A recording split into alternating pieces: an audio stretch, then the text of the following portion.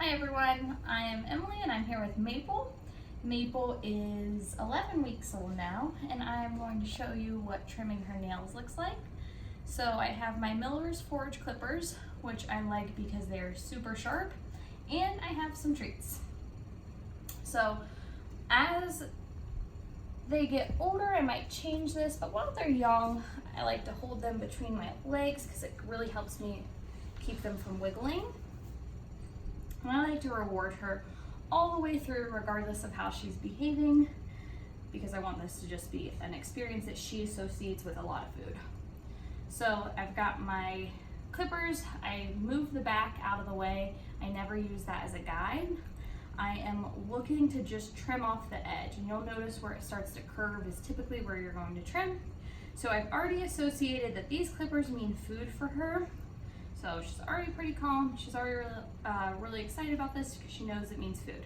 So what I'm going to do is just trim the very end off. Once I can see the quick, I stop, give her a treat after every nail. So I've been doing this every few days since she came home at 8 weeks old. So you can tell she already kind of knows the process.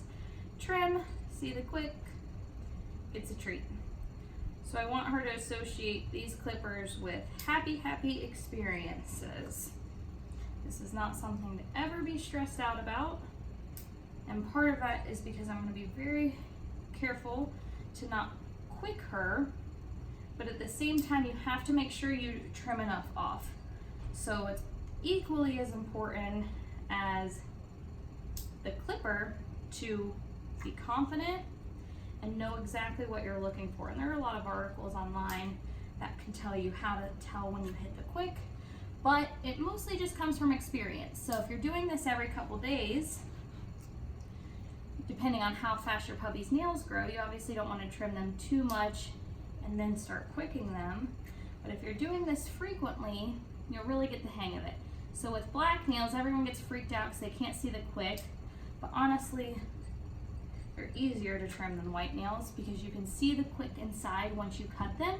It looks light gray around with the black around it. So once you see the light gray, it's kind of, I think some people call it the jelly layer because it kind of feels like jelly. The quick is soft.